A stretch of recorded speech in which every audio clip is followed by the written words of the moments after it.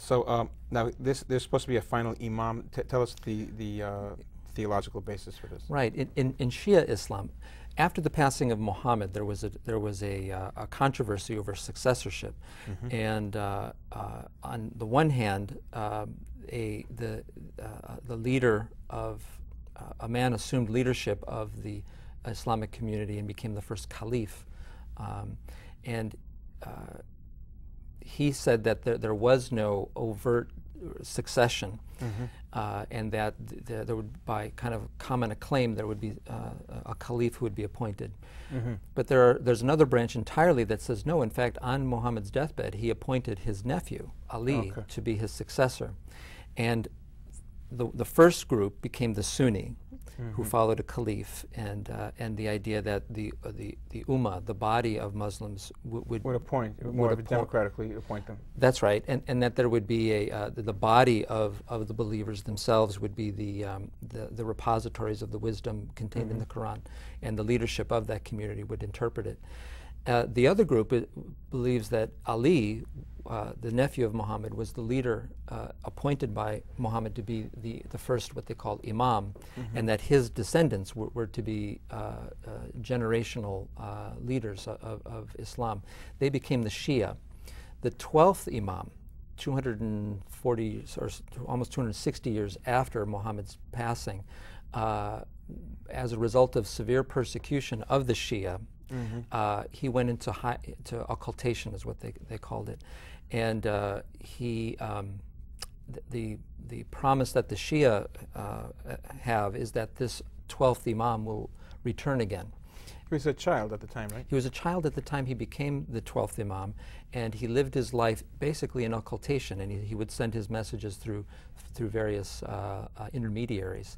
And then at about 260 AD in the Islamic calendar, these communications stopped, and the tradition began that he would come again. So they stopped with the succession. They're waiting for They're waiting for the return of the 12th Imam, and this Hojatiya feels that time is imminent, and that for that to happen, Islam needs to be purified of the Baha'is, and that and there's some groups within that Hojatiya who feel that chaos has to reign on the planet. There has to be a destruction of the order that exists for this Islamic revival. The president of Iran, Ahmadinejad, where does he fit in with this? Well, he's a member of this group. And is he of any prominence in this religious order? I can't say that for sure that I know that. What I do know is that he is a known member of the organization, and the way the Baha'is have been treated since he's become president would indicate that he subscribes to their teachings. Now you make a parallel for the Hojatiya and the Nazi ideology, which are, one is a Western thing and one is an Eastern thing. So it's not necessarily the Eastern mind versus the Western mind. It's the rational mind versus the pig-headed mind, isn't it? Well, it just seems to be a tendency in human nature to take something that is good and pure, and we humans put our interpretations on it and make it an absolute and a rigid thing. And it seems that most of the problems in the world come from that, where a process of religious conversion or of a transcendent experience, we turn it into an idol that we wind up worshiping, and instead of having the humility to let God teach us, we define what God should be and then hold others accountable to it, and in extreme forms start wars and pogroms based on that. You were in the employ of Harvard University. You were a professor there up until 1990. Well, I started. I joined the faculty in 1990. Still am. Okay. Okay. So, and you are a psychiatrist. Do you have any insight as far as that you could share with us, as far as this tendency for this absolute fundamental? Yeah. There's several explanations. To make a brief stab at your question, I think that we don't tolerate anxiety very well, human beings. And there's several kinds of anxieties that we don't tolerate well. One of them is the idea of death, our own death. It makes us nervous. And we look to ways to find some transcendent meaning in our life, which I think is a good thing. It's a natural and a noble thing. And if we don't have some essential spiritual ingredients of humility and compassion, I think the mind, because it is nervous, it wants to hold things and contain it in kind of rigid ways as a way to really contain and hold our anxiety. So people who are subject to severe stresses and losses and even persecution are maybe a little more prone to absolutist type of thinking. This is why all of us, after a 9/11 and after a Katrina, remember after 9/11 how the country felt, united we stand. Mm-hmm. And there was a real palpable sense of our unity. Yes, there was. But very shortly after that, there were comments about, well, I'm an American, but you're not quite American enough, or you're not quite white enough, or you're not quite my religion enough, or my ethnic group enough. So very quickly that turned into polarizations. Yeah. And I think that's the problem, is that frightened, scared, nervous people can take a very beautiful thing and turn it into an absolutist thing that excludes others, and it becomes the source of conflict. And the great tragedy is that that conflict then is justified as being righteous. You're different from me, and it's right for me to persecute you. Or it's a good thing that I keep you in check and deny you your rights. Evil is always justified in the mind of the perpetrator as a virtue. You had mentioned that you saw some kind of a slogan in the UN, was it, that you had mentioned prior to the show, that was about the two big lies? Oh, no, this was on C-SPAN. Oh, C-SPAN, yes. Yeah, it was at the time of the anniversary of the founding of the Islamic Republic of Iran.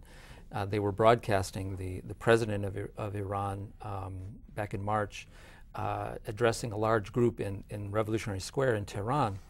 And he began by saying there are two great lies. The first lie is that the Holocaust never occurred. And the second lie is that Iran is not pursuing the development of nuclear weapons. And then there were people in the audience holding up signs that said, the Holocaust equals lie, Iran with nuclear weapons equals lie. Wow. Yeah, chilling. Well, it's hard to understand that right after Ahmadinejad made it clear that his intent, and his predecessor as well, Rafsanjani, made it clear that his intent was to wipe Israel off the map. Right. So I don't know of any other weapon. BB guns won't exactly do the trick. Right. It would take an atomic weapon to devastate the country like that. And we can only speculate. We can't know the mind of the man, but it is alarming that he's made these statements about the state of Israel, about the destruction of the Bahai community, and that this organization, Hojatiya, there are elements within that organization, and I don't know if he ascribes to this notion that creating chaos is an essential prerequisite for the appearance of the 12th Imam. If he ascribes to that, then these are very ominous signs. Creating chaos is necessary for bringing the redemption. Right. And there are other fundamentalists in other religions who think the same thing, that there needs to be chaos for the appearance of their Messiah. Now, what do you think the purpose of religion is?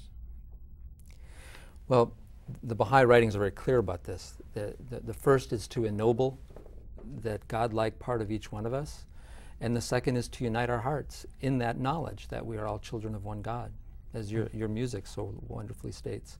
It's really that simple. That's the foundation to it all.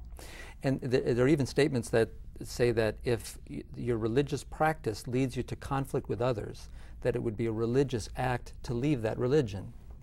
So the external form of the religion is much less important than the heart that motivates us, and the heart that would unite us with others, where we would choose to see our common humanity, let's say after a terrible crisis, than to see how we are superior or different from others.